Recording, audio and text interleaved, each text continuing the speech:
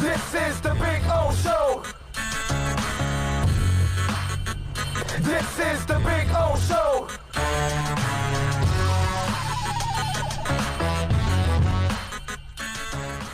I got to get to Paul Pierce here. And Paul Pierce was doing an ESPN show with Jalen Rose, with Jay Williams, and I think it was the girl that's married with Jalen Rose. I forgot her name now. No. Molly Quirm. No, wasn't Molly it Quirm? wasn't her. No. It was the basketball player. Oh, it was. Yes. What's her name? Oh, yes, Rachel Nichols? No, not the one that does the. Not she the actually jump. played in the. Oh, she that's played right. basketball. You're right. It was a female basketball player. You're right. No, wait a minute. Was it? No, wasn't it Maria Taylor? Because she's a volleyball player. Okay. So, but you're right. She does It was the wrong college. sport. She does a lot of college football. Oh yeah, she and does so- football. yeah. She's really good. She started in the SEC. Yes. I used to have her every year at the Yes, SEC that's who it media is. days. Yep. By the way, one of the most down to earth. She's so freaking cool. Oh yeah, you could see it, man. She's I am really one of the cool. I am one of the biggest Maria Taylor fans on the planet. Really, really awesome lady, man. So cool. Anyway, so Paul Pierce, Paul Pierce has his crazy moments, right? And he had another crazy moment here, and I'm going to explain to you really where this crazy moment comes from. Here's Paul Pierce talking about the top 5 players of all time in his book, or in his eyes. Go ahead. In Boston should get way more credit than we give him. And a lot of times he gets left out the conversation. So in saying that, Kareem, look at the names that I said: Kareem, Magic, Jordan, Tim Duncan, Kobe, Bird. These guys are all top 10 players who either help build up their organization or continue the tradition. And from LeBron, he went and put together a team in Miami. I think there's a lot of he came back to Cleveland to put that team together. And then he went to the Lakers, where a tradition has already been made, and we don't know, that's still to be continued. So in saying that, that's my argument. Organization, it goes both ways, man. It ain't just like one player is the only thing that makes it happen. LeBron James wasn't surrounded by other great players. He had to go to a first-class organization in Miami to actually figure out what the standard of excellence was with Pat Riley and D. Wade and Mickey Harrison. Come on, man. So who you blaming this on? What's your point? I'm not blaming it on anything. I'm saying you don't need to make an organization great in order to be one of the greatest of all time. I don't have an obligation. I didn't say he wasn't the greatest of all time. I did not say you just said he's not top 5 on your rank. That's the way not top 5. You want to hear my top 5? You want to hear it again? Sure. You want to hear it again? Jordan. Sure. Let me know. Kareem, Russell, and you know who the 4th one is? Magic. Who's the 5th? Now you know who's in my top 5? I'm not gonna say nothing right now. Kobe Bryant. Come on. Oh, that's my top 5. Argue with it. Nothing, Jalen? I got to tell you, look, Paul Pierce hates LeBron James. He has hated LeBron James from the get-go because LeBron James ended their run in Boston. They got their big 3 together and all that, and they only won 1 title. That's it.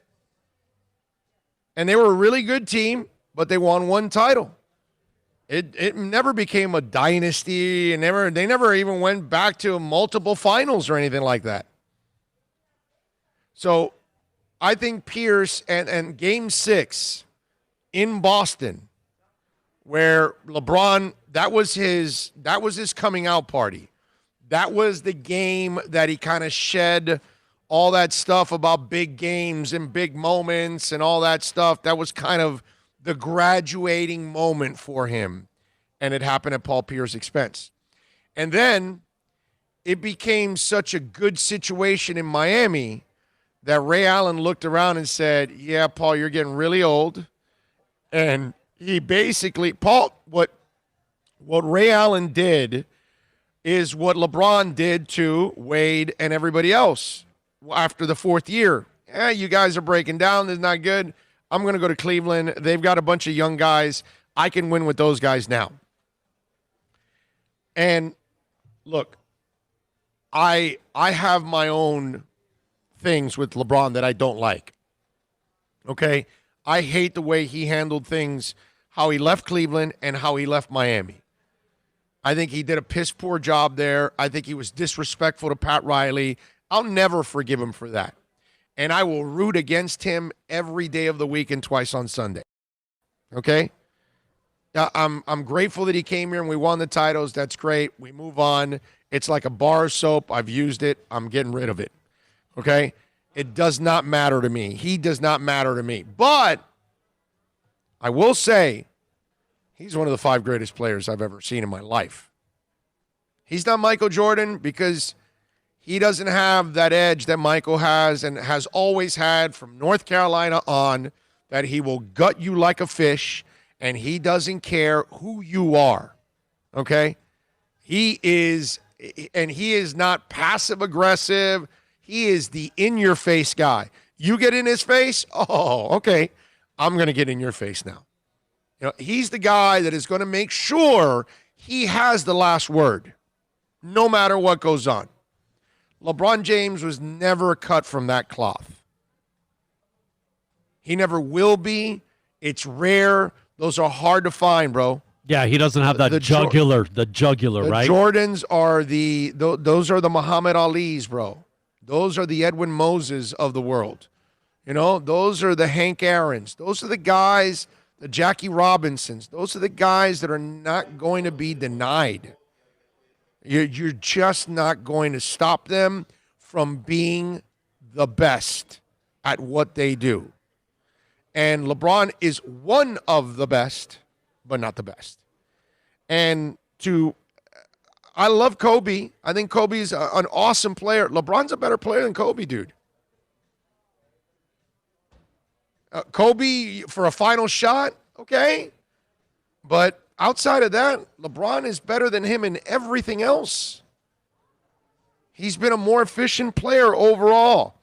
I get him having Kareem there. I get him having Magic. I get him having Russell there. Magic is one of those that, you know, you tell me Magic or LeBron, I'm taking Magic. But LeBron is the better player. I have no problem with it because LeBron defensively, Magic would never come close to him that way. You know what I mean? So I have to put LeBron even ahead of Magic. Now, who do I want running my team? I want Magic, not LeBron. Okay? Because to me, Magic has that cutthroat type of attitude. He had it in Michigan State, and he's had it all throughout his life. You know, he's been that guy. So to me, but I got to tell you, if I'm judging by the talent and what you bring to the table, I got to go LeBron, even over Magic. Can't argue with somebody that tells me that. But you're not going to have LeBron in your top 5. Why? Because you take it personal? Because he ended your run in Boston? Because you couldn't get over the Heat anymore at that point? That's all this is from. Nothing else. When the big 3 came together, it was over for the Celtics. They didn't have a shot anymore. That first year, you know, Miami was kind of shaky. But then after that, they figured it out, and it was done. Our big 3 supplanted their big 3. Well, we added the big 4 because we added Ray Allen. Yeah, so that's what I'm saying. That's what put him over the top. It was just like Ray Allen leaves them, and those guys have acted like complete bitches with Ray Allen. To this day, Paul Pierce and Kevin Garnett are still absolute a-holes with Ray Allen. And it doesn't make any sense whatsoever. You're a free agent. You're allowed to go wherever the hell you want. For less money. And right? Ray did what he wanted, what was best for him. Just like Paul Pierce, bro. He's done what's best for him too. He left. And Kevin Garnett left Minnesota and went to Boston because he had to. Did what's best for him. That's what Ray Allen did. He left Milwaukee to go to Boston. Well, that was best for him. He didn't want to stay in the Bucks because he wasn't going to win. You know, to me, this is all driven from jealousy and hate of LeBron. Anytime you hear Paul Pierce talk about LeBron, you feel and you sense the agenda that he has. He's never being completely objective with LeBron. I am not a LeBron fan anymore, okay? I already told you, the way he handled things here, that guy turned me off completely. I am not forgiving him for that because he set the team back a lot, waiting till after the moratorium, weakening Riley. He did it on purpose. I don't care what anybody tells me. And whatever it was strategic for him, fine. It'll be personal for me. That's all. But I got to give him his due as a player. He's not Michael. He'll never be Michael. He can't be Michael. He may want to be Michael. He may want to call himself the greatest ever after the Cavs beat Seattle and like he did in the, what's that called, the Uninterrupted or whatever that show is. Oh, after we beat Golden State, I felt like I was the greatest of all time. Get the hell out of here. That's the thing. Michael's not even going to say that. He knows it. But he's not going to say it like that. He's not going to tell you in an interview, "Oh no, I'm the greatest of all time." He'll let us tell. He'll let us tell the story. Michael lets his talking tell the story. His play tell the story. That's the beauty. Whereas Mr. Passive Aggressive has to try to sell you on everything when he shouldn't have to, because his talent speaks for itself. His resume speaks for itself. It's just not as impeccable as Michael Jordan's, and it never will be. It's impossible from here on out. He may never even win a title again. Thing about LeBron, man, offensively and defensively, to play anywhere between the 1 and the 5 and do it like he does, man. Yeah. You're talking Magic, right? His rookie year. Right. Because of Kareem. Right, he played the center. Another guy that maybe I didn't get to see him, we were little. Oscar Robinson. That's a guy that's never mentioned, and that guy, right. man, Same thing. Like huge and could play any position, 1 through 5, man. But you play in Milwaukee, you get forgotten.